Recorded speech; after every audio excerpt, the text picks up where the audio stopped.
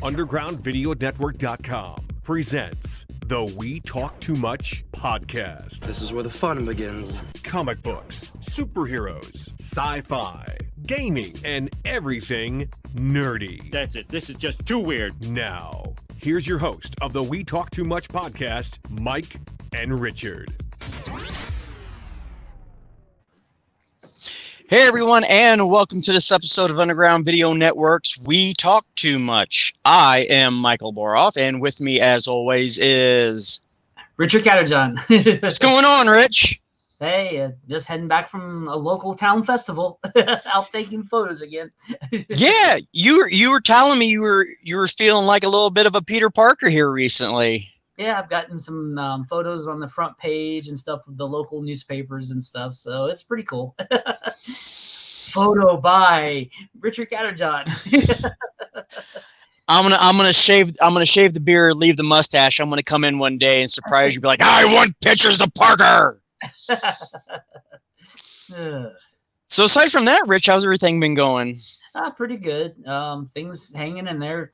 Boy, I don't know. It's just the weather's been up and down around here, you know.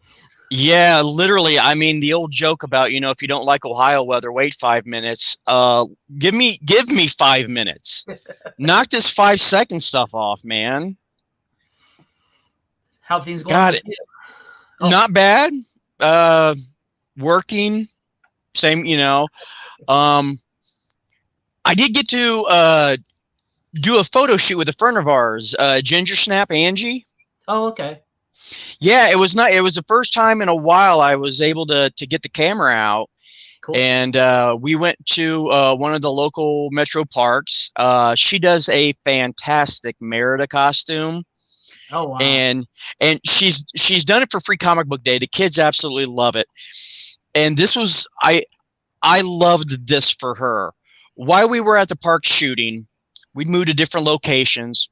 And it was, what was it like? It was a Saturday, really nice day. Wasn't too hot. It was a really nice Ohio day. And there was people walking around, and I got my camera and they see Angie in costume, and she had my bow with her, my recurve. So there's, it's old fashioned, but I took the original string off and I put a piece of nylon on to make it friendly, Right. But still there was some looks, there's little red-haired girls running through the woods with a bow that's literally taller than she is. But there was a couple times, twice, where a family would be walking around and I could see them from a distance, and I would see the kids huddled and they'd be tugging at their mom and like, mom.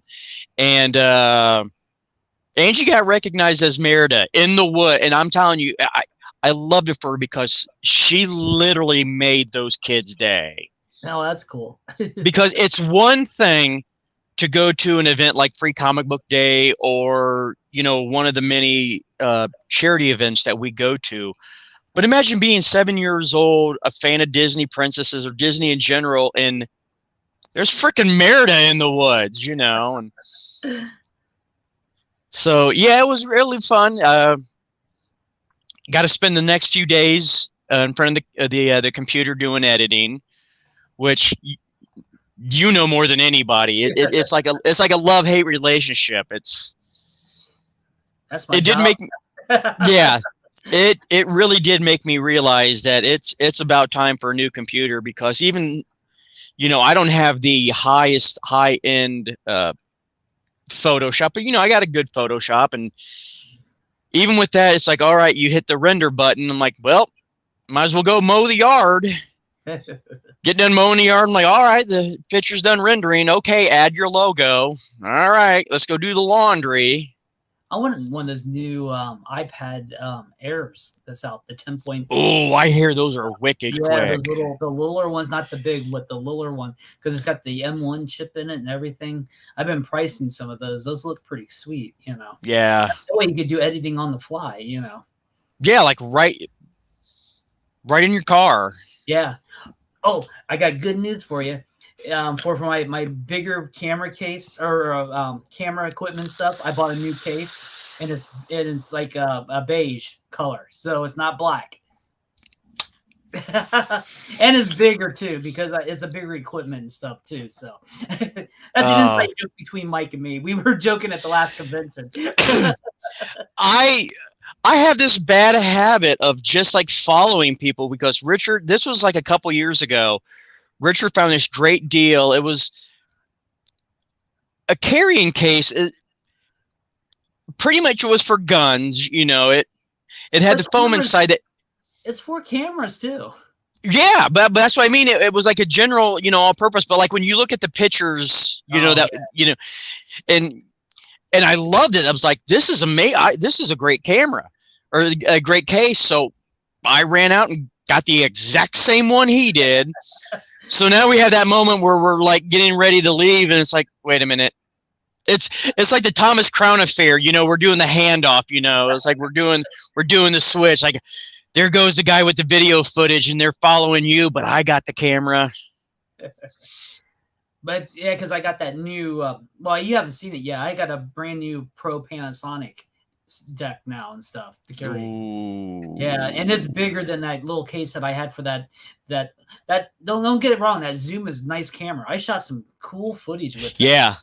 Oh, you saw, well, you didn't see the latest episode, but UVN Behind the Counter is back. We did some in the field recording. We was down at Pickle Comic Con, and Mike got to talk to a few different people, you know, Cutthroat Comics and stuff like that. Yeah, and it was great because honestly, that was the first time in a while me and you have been able to do something like that. It kind of came out of left field because it was in Pickle, Ohio, at the abandoned, or not the abandoned, but the old like JCPenney or Sears area of the mall. Right. Which was a great space. I think the only thing that hurt them was it was too big. It's not anything against the con. No. But you know, even a great turnout inside of an old JCPenney's is going to look vacant, you know. Yeah. But it was great because it was fun, you know. Yeah, that's the great thing about going to smaller shows like that is we end up running into not only people we know, but we run into people we know that know people we don't know. And then we end up getting to know them. And that was a great day for that. And we filmed episodes of UVN Behind the Counter, our other programming that we did. So now we're up to like 503 or 504 of those now before we head into the other convention coming up next weekend, Gem City Comic Con. So we want to give a big shout out to Jesse's con this year as next weekend, the 23rd and 24th. Yep. Dayton, Ohio, downtown in the convention center. Yep. I am looking forward to it, Richard, because this is the con I tell all my friends about. It really is, especially people that I know who want to go to a comic book convention, but they feel like the only thing they know about comic book conventions is like San Diego and New York, and it can be overwhelming. I'm like, no, these are better. Yeah. They're not as first of all, they're not as crowded, and I mean that in a good way, not as crowded as like your San Diegos and your New Yorks. These are very much more local oriented. Accessible. Yeah. Yes, accessible. Thank you, Richard. And it really is that's the con that I've brought not only friends but family to and made it their first con, and everyone absolutely loves that show. Sounds good. I can't wait till next weekend. I know I can't go on Saturday, but you're heading down Saturday, and then we're going down on Sunday, right? Yeah, I believe I'm going to go down Saturday. Partly because I am dying to break out my Aang, the Last Airbender Avatar costume. I think I'm going to do it on Saturday, Richard, because I got to thinking, you know, I'm still getting down the painting of the arrow on my head and my arms. It's one thing for me to get blue paint on my upholstery. I'm not going to screw up your upholstery. You know, Mike left and there's a blue mark on his headrest. but yeah, I'm going to go down, break out that costume, and go down, take pictures, and cool. Just say hi to everybody. Yeah, lot of people. It's been to our shows that we always go to are going to be there, so it's going to be a really cool show. Just go to gemcitycomiccon.com and check out all the information. Like I said, it's next Saturday and Sunday. So the only thing that scares me, Richard, about going down Saturday by myself is I haven't looked at the itinerary yet, but one of the things that has always been one of my favorite things at Gem City is the charity auction. Oh, and I don't have a lot of great self-control when it comes to that charity auction. And there have been a few times where I've relied on Richard to, like give me that tap on the shoulder, like Mike, it's a pillow. Let it go, man. Like, right here. Like Mike. Like, all right. Well, that's going to be me next month, August 19th, down at the Billy Island Cartoon Museum. Yes. They're having their liquidation where they always have the excess stuff out and stuff, Yep. Before, I've always had hardly no money because I was in college at the time. So I only had limited funds. So it got me out there fast. This year, I mean, I don't have unlimited funds, but I have a little bit more I could probably spend. So this is going to be fun to go down this year. It's what I like to call, Richard. Neither one of us have hit that point where we can say we have disposable income, but we've hit the recycled income where I put it out. And if I don't put out too much, I usually, if I try really hard, I get it back later. So it's not disposable. We're going to circle back to it. Speaking of disposable money, last weekend, Thor, Love and Thunder, theaters. Yes. Yep. Lots of money. It has felt like an eternity since. Well, no, it didn't seem like that long because we had Doctor Strange not too long ago. And Spider-Man did really well. Yeah. No, I think what it is, it felt like so long since we got back into the cycle. Yeah, a true summer. It's like a true summer tentpole style movie. Yeah. I mean, Jurassic World did really well too, and don't get me wrong, that was really fun watch, but for some reason this one was just a fun summer movie in my mind, Oh yeah. Yeah, especially Taika Waititi, and I'm going to say his name because I've watched enough interviews now that I feel comfortable saying his name, and I absolutely adore that man and his work. He is one of those few director, producers, writers where it's just like I see his name attached to it, I don't care. Like there's a show on HBO Max right now, Our Flag Means Death. Oh. It had my curiosity piqued just because the main actor in its name is Rhys Darby, and he's a New Zealand comic who you know him if you saw him, you know him if you heard his voice. He has a very distinct voice, and he is a great comedian. And I'm like, yeah, I'll watch it for him, maybe here soon. But then when I saw that, it was Taika Waititi, I was like, start. And anything he does, and you could definitely tell watching this movie, the same way you could tell Doctor Strange and the Multiverse of Madness was a Sam Raimi movie, this was a Taika Waititi movie. Right. Like, yeah, it had that feel. Yeah. His style was slathered all over this movie. But I gotta tell you, man, I really loved it. It was great. I will be honest, I won't say it was like my favorite, but I would say when I went to go see it, I got to see it in a packed theater. Oh wow! And there was for a Saturday like matinee, it was a packed theater, and there was a lot of kids in there, and they liked it. But man, that opening scene. Well, let's go ahead and just paraphrase this, Richard, before. We probably should have talked about this one. We're going to go spoilers, people. So spoiler alert. Oh, we always do spoilers. Everybody knows that. Yeah. Yeah. we've tried not to, and it does not work, True. And I mean, the emotional impact of finding out that Vader was his damn. I've always said my favorite one is when we walked out of Star Trek, the episodes, The Wrath of Khan. We walked out, and one of my friends yelled, "Spock died!" just as we go out the theater. Oh, I always remember that. I remember you telling me that story, and I always think of the Simpsons episode where they're doing the flashback of Marge and Homer leaving The Empire Strikes Back. Yeah. And Homer says, I can't believe it's his dad. And like the entire line just gets pissed. And I really thought about that, Richard, because as I was leaving the theater, Richard, this is the God's honest truth. As we were leaving the theater, luckily for me, the door to outside was just right there. But as I'm leaving the theater, there was a lot of people waiting, and that exact scene from Simpsons popped into my head, and I was just like, man, I can't believe Natalie Portman died. Well, in a way, I expected that because that's what happened in the comics.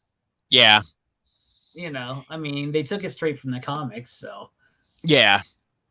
But real quick though, that opening scene with Christian Bale and his character's daughter and everything with his God, I was like, shit, dude. I'm looking around at the kids. I'm like, man, this is pretty damn heavy.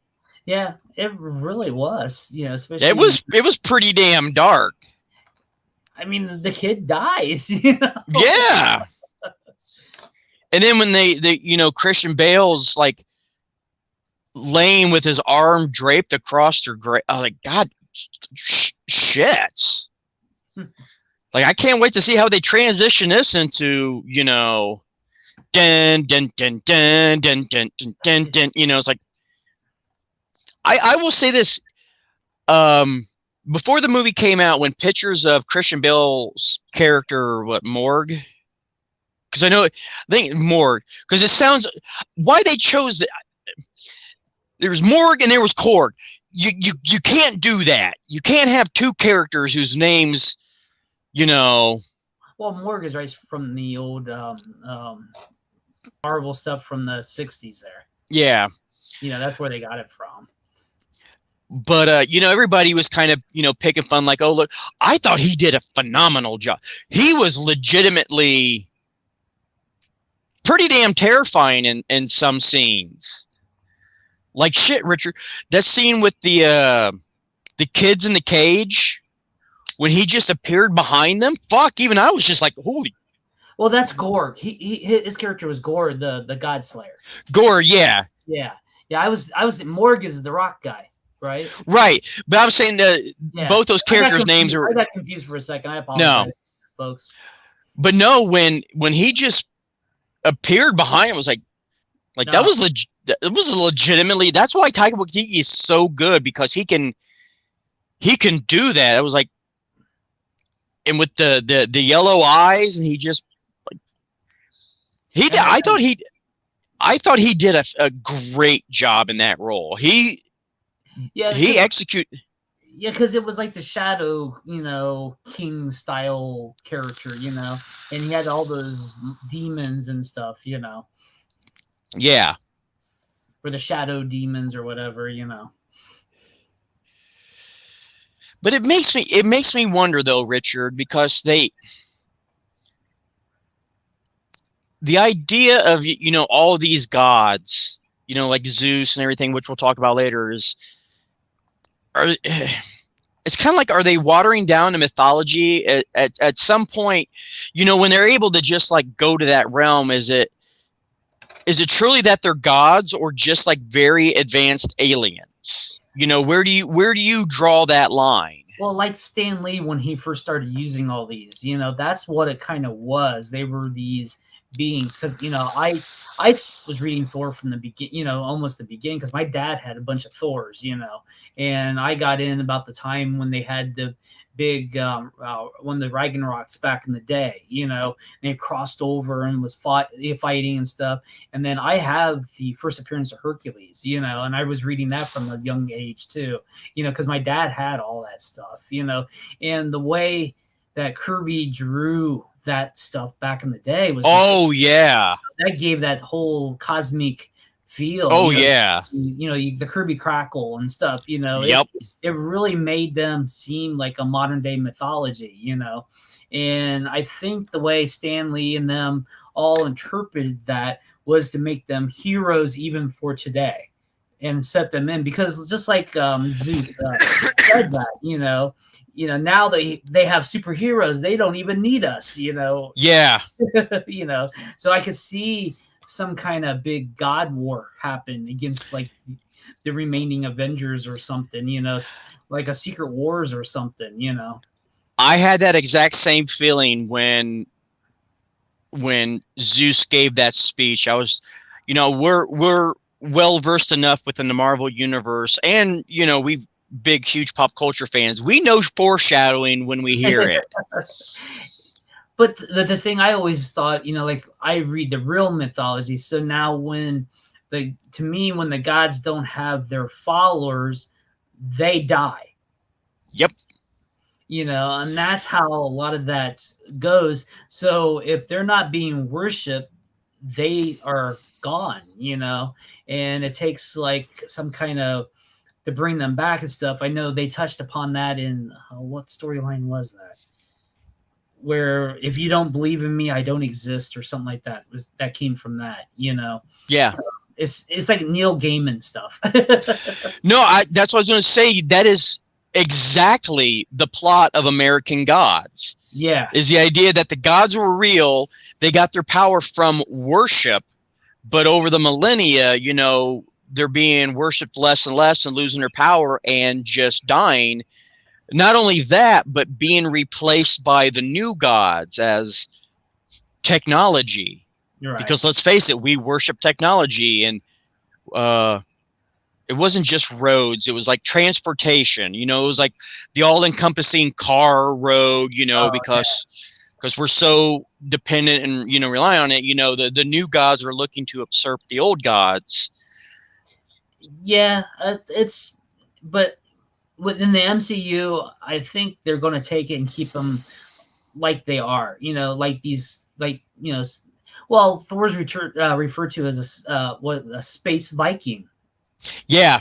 Not necessarily a god, but a space Viking, especially with that post-credit scene. But it reminds me too, Richard, of Stargate.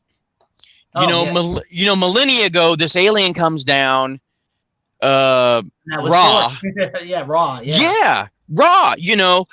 Was he God to those people? Yes, but he was still mortal, for lack of a better, word. Like he was still able to be killed. Yeah. So for me, by definition, he wasn't immortal. He just, Stargate did it really well, because I think that's what they're trying to get us ready. Remember, that's the New World Order telling us how things are. They get these movie and TV directors on board. I mean, look at Steven Spielberg, But which is why I like the concept of like the God Slayer, that it wasn't just that this person could be, run through with a lightning bolt and die. It had to be the God Slayer. Yeah, because his sword killed them. It didn't. Yeah, it just didn't meme them or mine them or whatever. So yeah. No, they turned into that cosmic dust. And how cool was it seeing New Asgard? That was. You know what?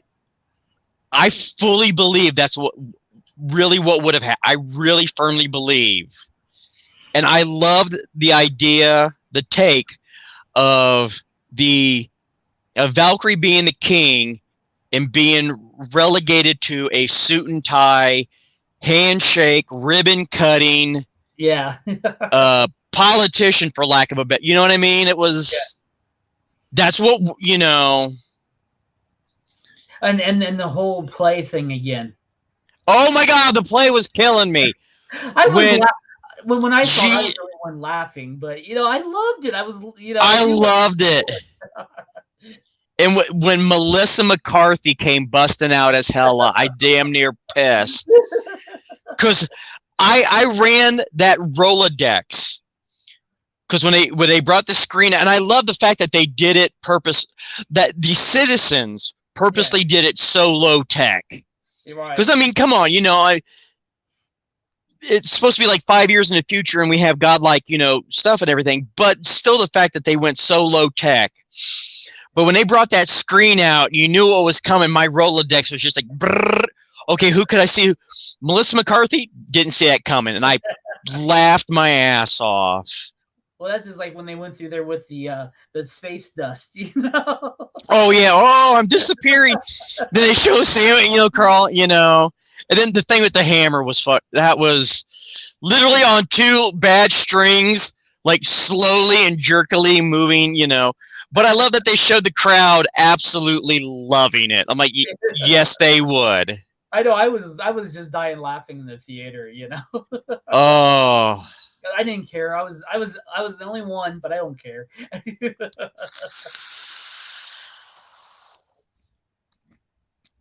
Got to see Matt Damon reprise his role as Loki. Oh my God. They ought to do a thing in the series where he goes up and he gets struck by a bolt of lightning from Loki or something, or Loki trips him on stage or something. I got a feeling, Richard, and I hope this is true, that we have not seen the last of the actors. Because I really liked when they were having like the big town meeting and everyone's freaking out for legitimate, like, oh my God, our kids have been kidnapped. And they're like, people need to play, like, oh, shut.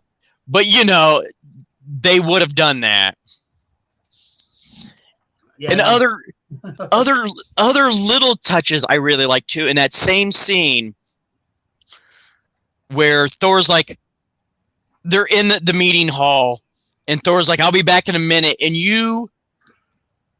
Thor is still Thor, no matter how much growth and development he's had over the past 20 years. He still didn't take the time to realize he was inside a damn building. When he lifted Stormbringer up and Valkyrie was like, no! There goes the roof. Son of a bitch. Oh, I love the play between the hammers. Oh, yeah. And you know what? Honestly, the way they explained how it was that Jane was able to pick up Mjolnir. Oh, yeah. That was really great. It was just Thor haphazardly, I wouldn't even say half-heartedly, but he didn't realize that what he was actually doing. But when he inadvertently put the enchantment on Mjolnir to protect Jane, right? That was good. Yeah, that whole little rom-com part was just, I don't know, just a little too much. Yeah. And it really makes me wonder, I haven't looked too deeply into it, Richard, how they actually shot everything, because for one, Natalie Portman as the Mighty Thor looked fantastic. Right. But when she switched back to Jane Foster, it was just like, it was literally like seeing Steve Rogers before the super soldier serum. I mean, it had that, they didn't just put a blonde wig on her and, put her in a suit. I mean, there was a huge physical transformation in her appearance when, like she was sitting in bed as to when, she picked up Mjolnir. That was great. Yeah, I liked how they did, because I think it was a lot of camera angles and stuff like that, and probably just a little CG touch up here and there. Yeah. I do got to admit, the one, I wouldn't even call it slightly embarrassing moment that I had, though, Richard, when I was watching it, was when Jane was at the hospital, and this is going to sound terrible, but when she was going through chemotherapy, when Darcy showed up, I literally went, Darcy! And I was like, oh God, I'm in a packed theater. And I could hear a few chuckles. People knew who I was. I was like, oh, Darcy! I'm glad they gave her a few, that one little cameo, Yeah. But I think what they need to do is, I know it's going to expand, because if you stayed past the credits, we know, what happens after this, but I just think, like we were talking there earlier about what they can do, like the music. You were saying, you thought this was a little too much for this one, Yeah. Here's my me and Rich were talking about this just before the show. It's a minor complaint. I'm not being that guy. But the soundtrack, look, for Guardians of the Galaxy, which set the tone, it worked perfectly. Peter Quill was a child of the 80s. He had his Walkman and cassette. It fit the story. Guardians of the Galaxy 2, same thing. That fit with the character.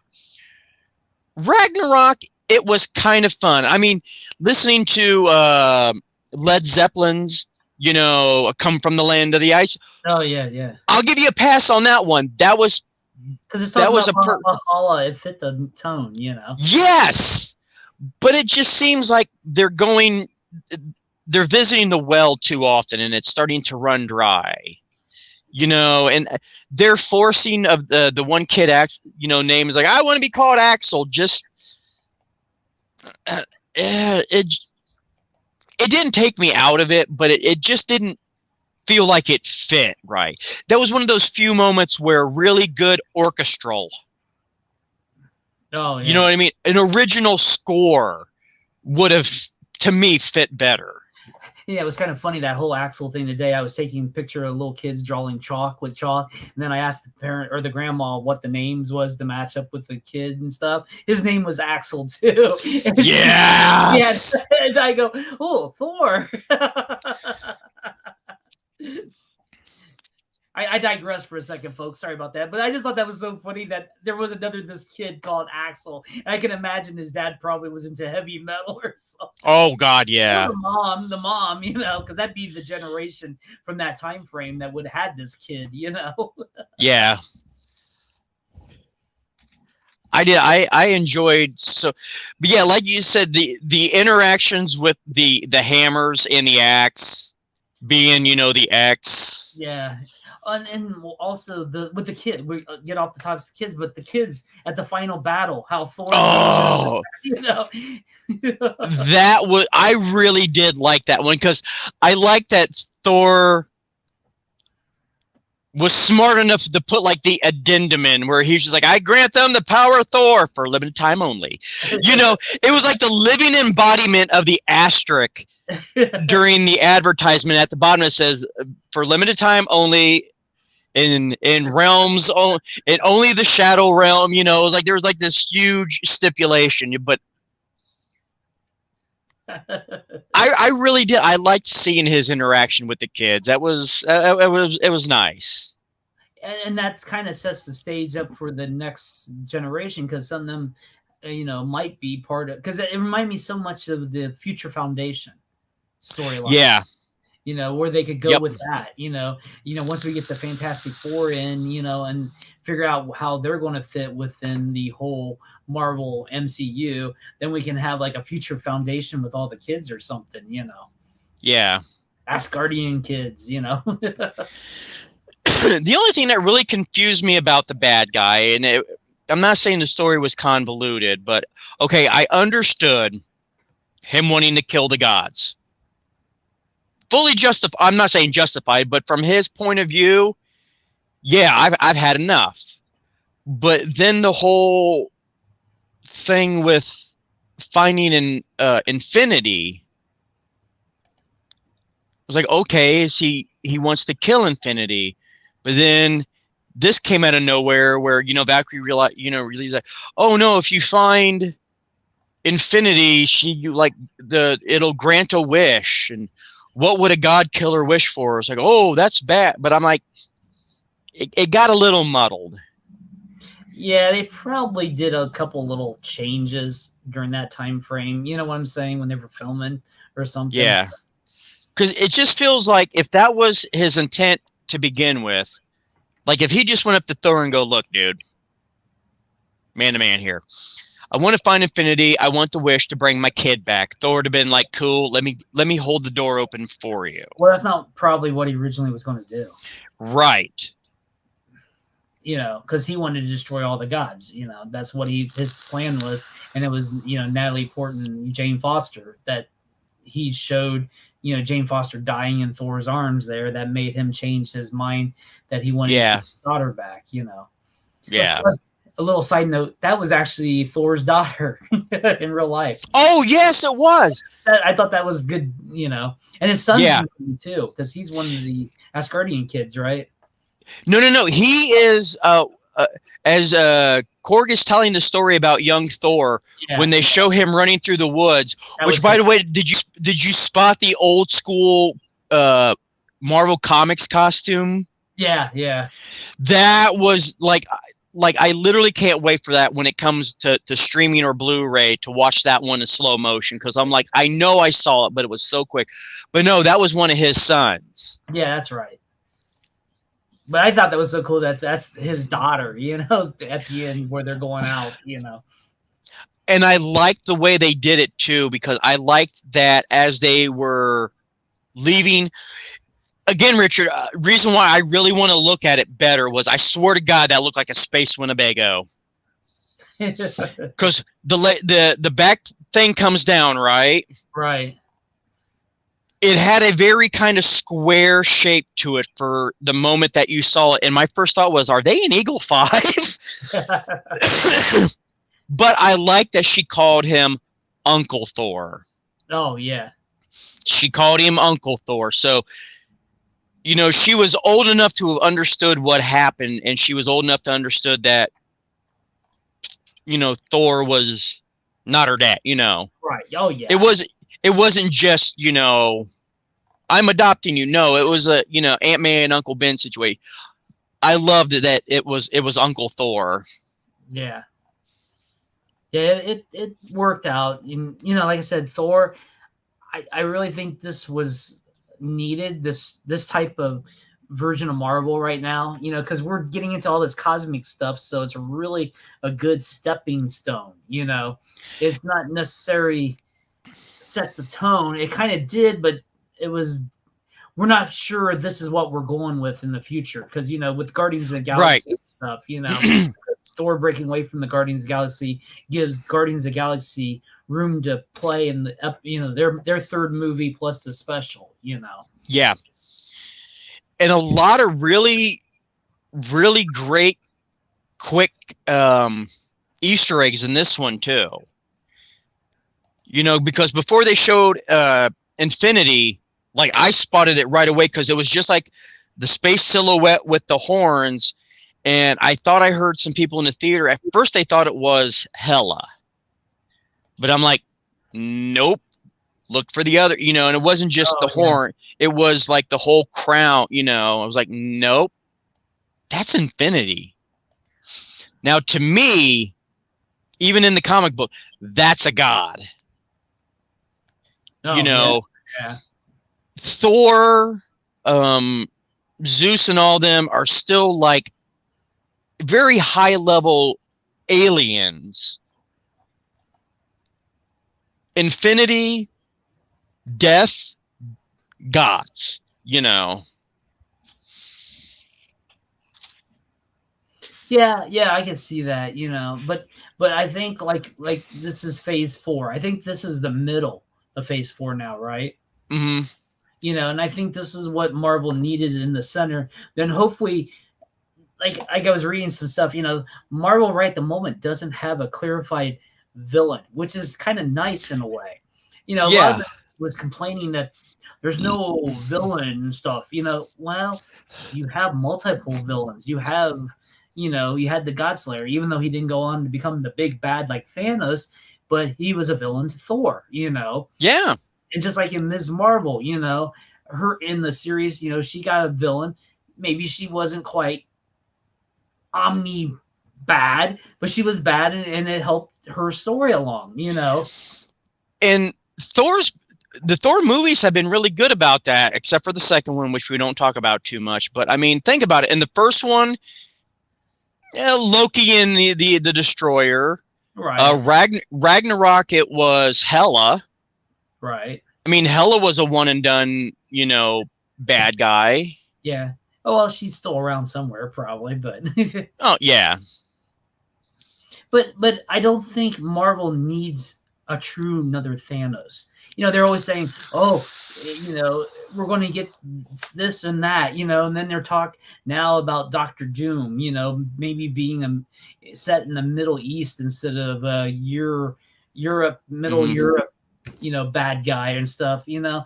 Well, I think that some of the villains need to be just for the story, you know. You don't necessarily have to have this multiple, I'm going out and look for all the Infinity Stones, I'm going to destroy the universe type thing, you know. That's not necessary. That's not what Marvel Comics was all about. Yeah. And it was nice because in Doctor Strange Multiverse of Madness, it would have been really easy to slip in a sub-story with Kang. True. Yeah. Since we're dealing with the multiverse, you know, it could have been really easy for him to have just like appeared in one of those doors. No, yeah. How gangster would that have been, Richard? Also gangster, but also kind of, listen, you know, Scarlet Witch is like, you know, sitting in that temple doing the dream walking, you know, she's like, blah, blah, blah, blah, you know, the dream walking. If Kang would have just, Dorg would have came up there and just pruned her. Just, no. Brett, whoop, then everybody, what the shit just happened? All right, game over, everybody. Let's go. Let's go get shawarma. Yeah. That's funny.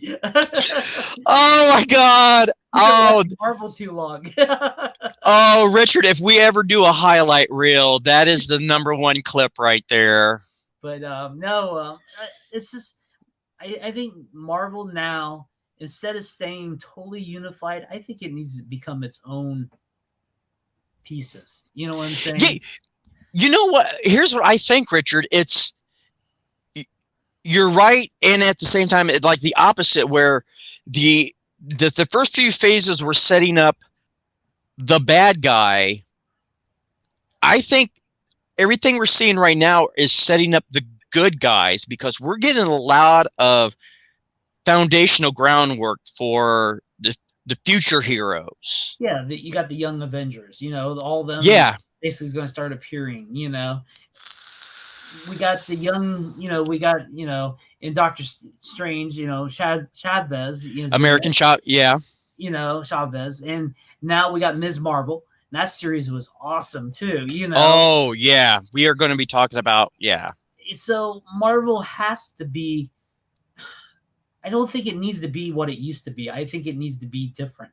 I think it needs to go in its own direction. I don't think the characters even need to be exactly like the comic books. You know, they can be something different, you know, namesake and go on. You know, I think, like after said, the Guardians of the Galaxy is going to be wrapping up, and it's going to have a great third final arc, you know, the trilogy will be done. You know, Ant-Man's setting up your Kang War, so you're going to have some kind of time travel something, you know. It just seems like it doesn't necessarily have to incorporate the whole, you know, like why do you need Moon Knight to come out and fight Kang? You know, right? Moon Knight say Moon Knight, you know. And if you think about it, Richard, even I'm fully agreeing with you along those same lines. The series Hawkeye was laying down more of the street level, gangster stuff, because we believe Wilson Fisk is dead, but we know that's leading up to an Echo series. Right. But if anybody's ever watched any kind of, you know, mafia TV show or movie, when you take out the main guy, there's a power vacuum. Right. And I really believe Marvel, along the lines of like Jessica Jones, which was just announced here recently. You mean AKA Jessica Jones. Right. Yeah. You know what that's leading to. Yeah. But I think they're leading that facet into the street level Daredevil Defenders area. Yeah, I think we're going to get more like the Avengers when they brought him back there in the 2000s there, when they brought the Avengers back. I just see the street level teaming up with what's left and sort of becoming this other Avengers before we get the Young Avengers. I really like it's going to be like a Thunderbolts type thing, you know. Yeah. You know, and we got the new Black Widow where she could fall, you know, somewhere in between. You know, I think they can take these newer characters, and like you said, you know, we got to only see a glimpse of Jane Foster as Mighty Thor. You know, she can be back. She's in Valhalla. You know, yeah, you know, which was gone. Which was I'll give it this. It was a really nice touch. I understand what they did with the character because it really does feel like Marvel is gearing towards the next generation, and to give the hopes up that it was going to be Jane taking over might not have been a viable direction, you know, because Natalie Portman is a fantastic actress, but I don't see her signing the 5-picture deal. Right. Yeah. Which is why I like how they introduced, I want to call her Love because of what Korg says at the end. It's Love and Thunder. But they set her up, you know. And I'm all for it because the way she, knowing that it was his daughter in real life, made that scene where they're having breakfast. Oh my God, you couldn't touch that. That was a father and a daughter. That was a real conversation. They probably went, let me ask you, you know, and I was so adorable when she was talking about the boots. She did the laser eye thing. Didn't even break straight. He's like, brand new pan. Got to get a new one. I was like, I really did like that. Yeah, it like I said, I enjoyed Thor a lot, and you know, like you said, it's not my favorite of all MCU movies, but you know, that's not going to happen until Fantastic Four comes out, but that's okay. It does make the one thing I am wondering about, Richard. It was cute. I think this is my only other complaint was the whole like love triangle with, you know, Mjolnir and Stormbreaker, and I think it was a little much. Yeah. Because it's like, okay, well, wait a minute. Are you saying these weapons are sentient? Because I could almost understand Mjolnir. That was enchanted. Right. Well, Stormbreaker, it was enchanted. When was it enchanted? I mean, he didn't, you know, the fire and this, but who laid down the... I think it's when it was formed out of the heart of the sun, you know, or that star, you know. Yeah, but so was Mjolnir, but it wasn't enchanted until Dad, Odin put the true. The enchantment on it. Look over Thor. Yeah, it's what it is. Yeah, it was a cute thing. I think it was a little much, you know, because it was just okay. Was it funny when like Thor's standing there and, you know, Stormbringer just kind of like floated into screen? It was like, oh, hey you. Nah, it was just, you know, I did like a lot the interaction when it was Natalie Portman and Chris Hemsworth with Mjolnir on the barrel, and you could just see Thor chomping at the bit, like, I'm gonna grab it. I need to grab it. And, you know, like Jane's kind of like, you know, like with her eyes, like, go for it. Go, you know, and he grabbed and picked it up. He goes, just checking.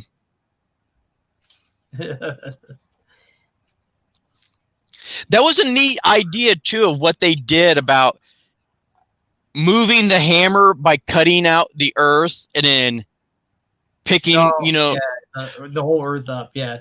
I'll give them credit for that. That was clever. Yeah.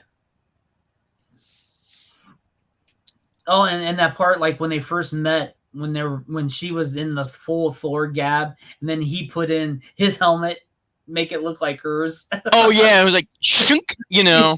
I got bigger wings. Yeah. Oh, that was funny. And then his just whole adorable awkwardness, like, hey, you know. It all worked out good. Like I said, it was a good, fun summer MCU movie. And what more do you want? If you nitpick, you'll find something wrong with it. So yeah, if it's not perfect movie, we probably won't get a perfect movie, from MCU, because it can't be. Yeah. But we mentioned it earlier. Something else I absolutely loved was we got to see the season / I'm hoping just series finale of Ms. Marvel. Right. God damn it. I loved it. I enjoyed every episode, but that last episode was like the literal icing on the cake. That was like the pièce de résistance. Like this is what everything's been leading up to. Yeah. Yeah, I think because it was a fun 6 episodes. It kind of went really fast, I think. It really did. Like I'm really like, I can't believe this one is over. It was like, okay, like with Obi-Wan, like, oh, that was last episode. Yeah, that felt about right. But like Ms. Marvel, I'm like, shit, it sucks. There's not going to be another one until the movie. I was like, no, I really enjoyed that show. Yeah, because it was just really hitting its stride, because yes, costume and everything, I know we always say about, do we really need an origin movie, but I think this origin series was appropriate for her, Oh yeah, definitely. Because it's her new powers, we never seen it presented this way. So we needed these 6 episodes. Yeah, which is why I will give Marvel credit for not having to rehash Spider-Man's origins. Right. I mean, they didn't even go into the thing with Uncle Ben. Yeah. That's because we all know Spider-Man.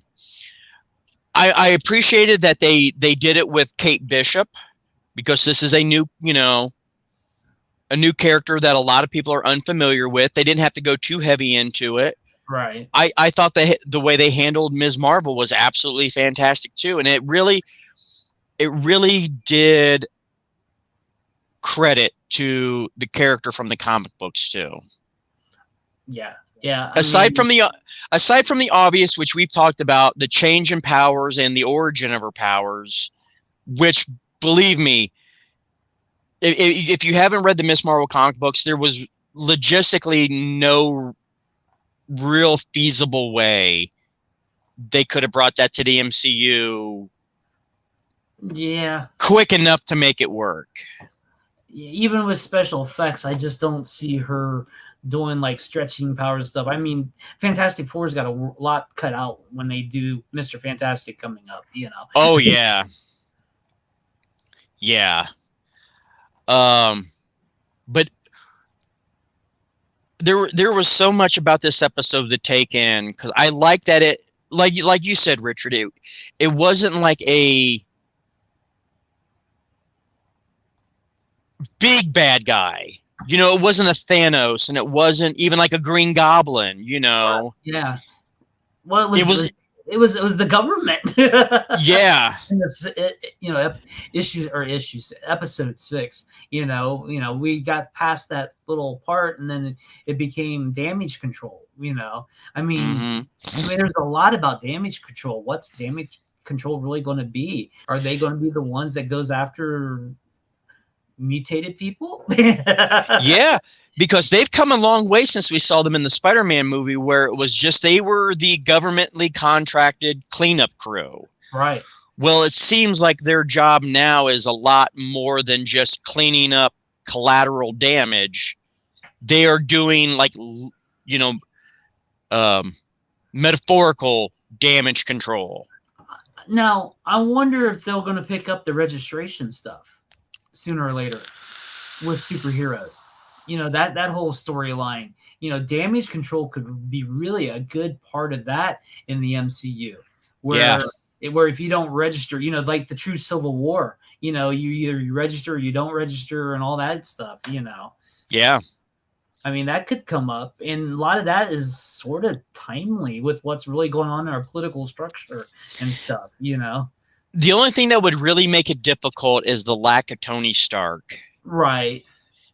That, knowing that enough of the creative teams at Marvel have proven themselves to be genuine fans of the source material, I think that's probably one of those subjects that's going to be hard for them to want to stay faithful to. Well, we got Invasion coming, so, you know, that's that's going to help out and stuff, you know. And like you said, back to that episode of Ms. Marvel, you know, and that we got to see her in the full outfit. We got to see her defend her friends, sort of, and understand that maybe she needs to be. I mean, her parents accept her as a superhero. That's the best part, you know. Yes, and that was very faithful to the comics too. I like the way they did it too. There's so much about this show, how well written it is. It was so adorable that Kamala gathered her family around to tell the brother, and the brother was just like, "Oh no, what a surprise. I did," you know, it's like, "You told him, didn't you?" Like, well, I'm like, that is family. You know, it's like, well, I only told your dad, and your dad only listens to the phone on speakerphone. You know, it's like, that was so touching. Yeah. And that it was her. And the one thing Richard, I know they couldn't have done it, but the one thing I was super, pun intended, hoping for was when Kamala runs into Bruno and the other guy and they comment on her costume. That was the best open door for Superman homage, where she could have said, "Thanks, my mom made it." Like, I wanted it so bad, but I knew realistically it was never going to happen. But that was like the end all beat all softball lob to the, you know, the major league player to knock it out of the park. But yeah, like I said, the whole family is accepting her. Now, how are they going to play that down the road is the point, you know?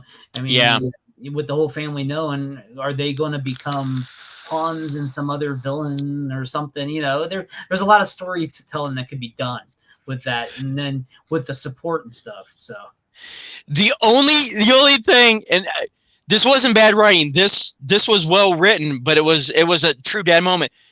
There was a moment that reminded me of Justice League, was when Superman comes back and Lois, in the middle of the gosh darn park, Clark.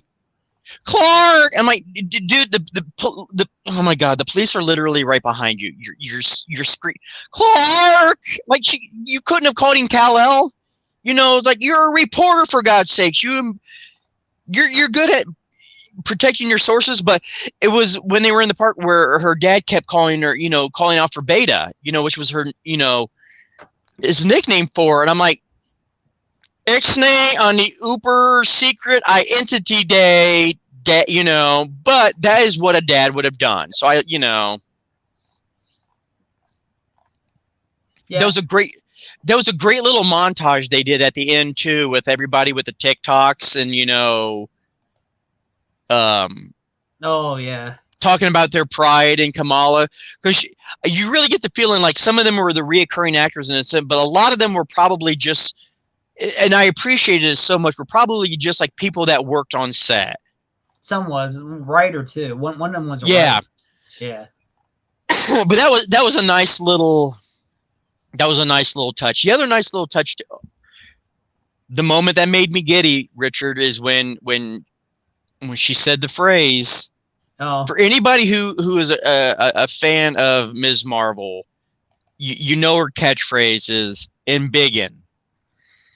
And we were wondering if she was going to say it, because, you know, the way her powers were being, you know, used in the show. You know, like she did the hand thing a couple times, but when she said it, my only complaint, Richard, as we talked about this, was I was ecstatic she said it, but it was so downplayed. You know, it was like it was when she was laying on the ground and she said it kind of like inspirationally to herself. It was just like embiggen, but it in the comics, it was always like her rally cry. You know, it's like, oh yeah, you wouldn't hear the Hulk go, Hulk smash, or Ben Grimm going, clobbering time. You know, it's clobbering time. You know, but she said it, and then she did the big hands, and she did the big stretchy. You know,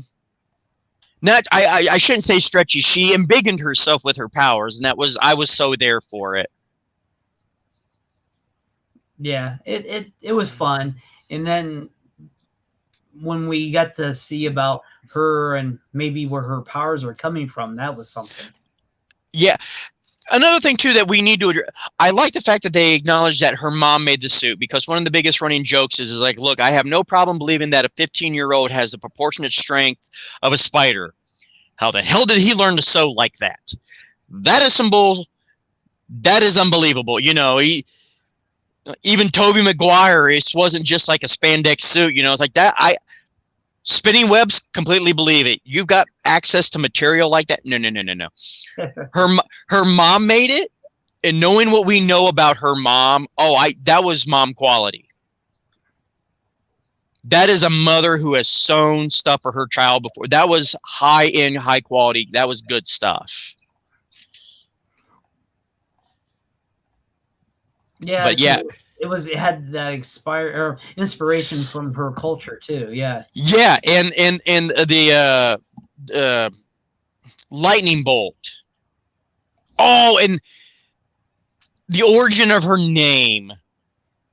That was her dad that helped her come out. You know, Ms. You know, that's what Kamala means is, you know, Marvel. You've always been my little Ms. Marvel, and you just saw the twinkle in her eye, and you were like,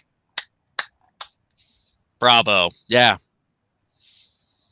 But no, you were saying when they were in the alleyway.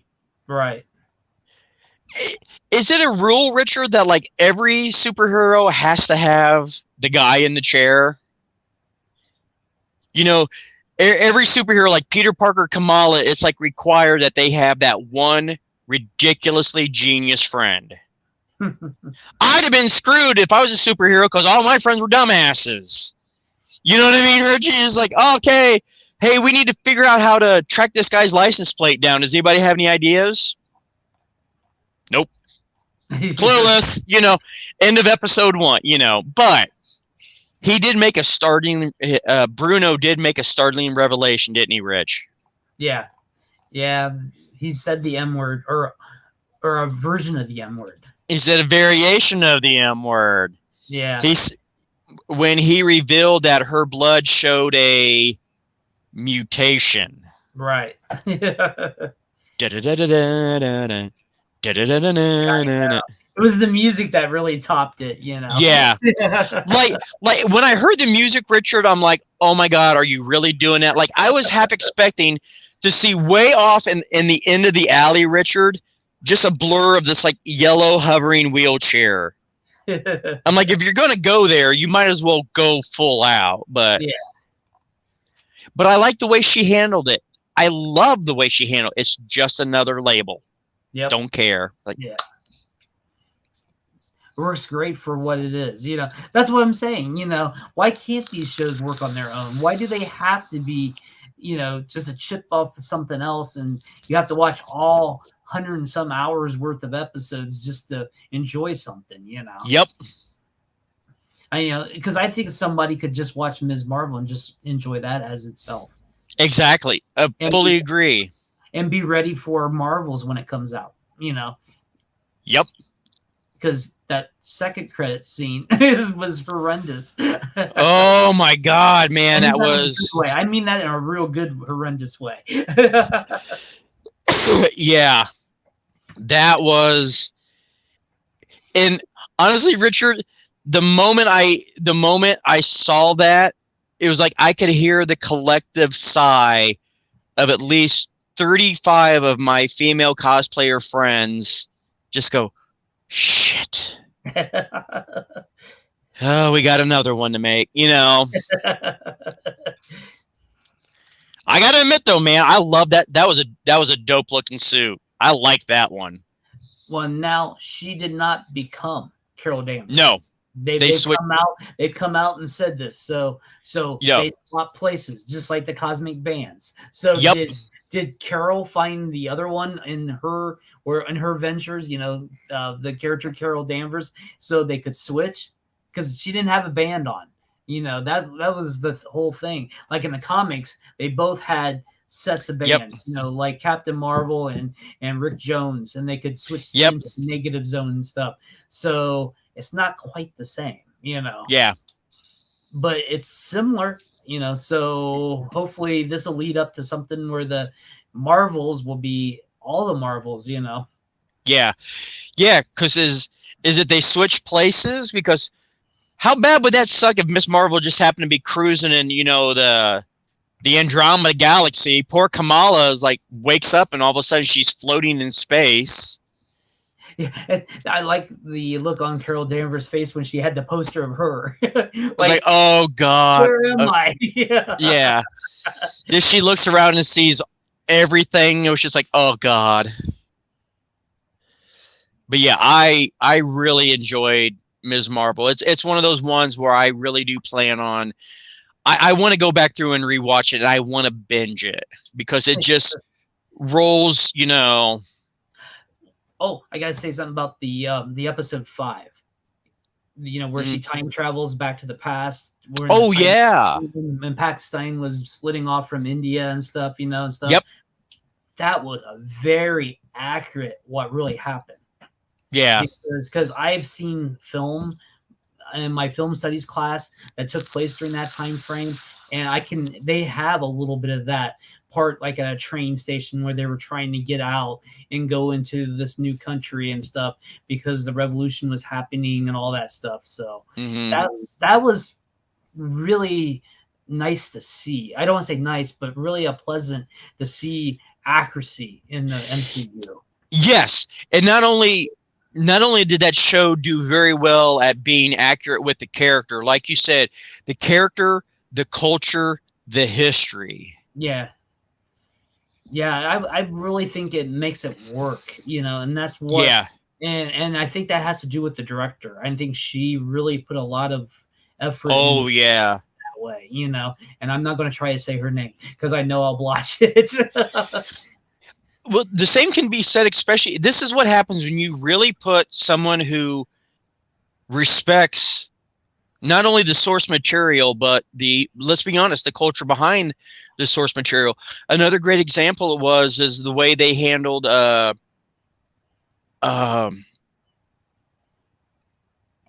blanking on his name. The other, not the other Captain America, that's Sam Wilson, but the other person that was subjected to the super soldier serum. Isaiah. Yeah. Isaiah. Yeah. Yeah. They didn't sugarcoat that history at all. No. This was not a, hey, fellas, come on over here and do your part. No. They, you know. Yeah. It worked, you know, and but I really believe that episode 5 worked really well. I do too. Yes. And it was just a nice, like, circle of life that it ended up being Kamala that guided her grandmother or great-grandmother. Great-grandmother, yeah. Great-grandmother to her grandfather. Oh. She's like, I can't do stars, but I can do circles. Yeah, because the little girl, was her grandma. Yeah. But still, you know, the whole, yeah, I just think it all worked, and I think Ms. Marvel as a whole was a really nice series. I know some people are really bashing it kind of online and stuff, you know, or it's not doing well. You know, no one wants to watch it and stuff because they say it's too boring and stuff. Well, get a life, people. Watch it. Yeah. No, and I hate. We won't get into it, but I hate that people hate it for the wrong reasons. No, yeah, definitely. You know, If it was poorly written, poorly acted, I'll be right there with you. But the reasons being, you know, I've ventured down those rabbit holes of comments, and I walk away. But no, I adore Ms. Marvel. I won't claim to be an expert, but she is one of the characters that I have followed from her Independent, and then the Outlaws and the Champions. Oh God, Champions is such a good book. So yeah, I was very, as a fan of the character, I was very happy with the way they handled everything. And I am really curious to see what role damage control is going to play in the future of the MCU, because something like that entity can't just disappear. It can't just delve back into the shadow, especially not after that big screw up of what's her name. Yeah. Dude, I haven't felt satisfaction like that. When the guy on the phone just reamed her a new butthole, I haven't felt satisfaction like that since Stranger Things, when 11 clocked Angela with the roller skate. That was like the cell phone version of that whole interaction, where he was just like, you screwed up so bad. Oh, now we just got to wait till the next thing. What is the next thing in the Marvel Universe? That's She-Hulk? She-Hulk, yeah. So... And then which people give it time, okay? They wanted to get previews out. The CGI is not done yet. Do we want to go back? I can tell you right now, I can remember the first commercials on television of X-Men, the movie. Those were not the same special effects in the commercial that we saw in the movie, okay? They'll get there. Just think Sonic. Oh my God. Side note, I watched Sonic 2. Oh yeah. Loved it. Yeah. I loved it. I will pull no punches when I talk about it. I'm a real big fan of both of those movies, Sonic 1 and 2, which, by the way, Richard, oh God, we're getting to the talking too much point. Man, I forgot how much I legitimately like James Marsden, because I had forgotten. I had been rewatching series ever since the pandemic. I've been getting, you know, I cruised through one series. Well, I started 30 Rock with Tina Fey. I just finished the entire series, but I had forgotten that in like the last 2 seasons, James Marsden played her boyfriend husband. I'm like, God damn it. X-Men left such a bad taste in my mouth when it came to James Marsden. I forgot how charming and a good actor, and how good of comedic timing he has. And I did. I liked Sonic 2. I liked it a lot. Yeah. Oh, it's August the 17th, She-Hulk. God, that's right, man, dude. Yeah, that's right around the corner. I thought it was coming up really quick, you know. Damn, that's right around the corner. Anything else you want to holler at, Richard? Anything else that might have... We touch bases on Gem City Comic Con next weekend. Yeah. Sorry, we gotta make sure we plug Gem City Comic Con. Saturday, and Sunday. This Saturday. I am very much looking forward to it. Yeah. Breaking out the video equipment on Sunday. We'll get some interviews. UVN Behind the Counter continues. Yeah. So speaking of behind the counter and we talk too much continuing, Richard, could you please let everybody that's watching and or listening know where to find all this goodness? We made it a lot simpler. UVN.plus. That's PLUS. UVN.plus. You can find all of our archive of all 800 plus episodes for the last 19 going on 20 years, and links to all our socials. We're on Facebook, we're on Insta, and we're on Twitter. So those are the main ones where I post. So just go to UVN.plus to find all our coverage. So on behalf of myself, Michael Boroff, and my good friend Richard Cadron, we'd like to take this chance to thank everybody for watching or listening. We hope everybody is staying safe and healthy, and we really hope to see you at a comic convention real soon. Richard, if you would, Gym City. Rich, press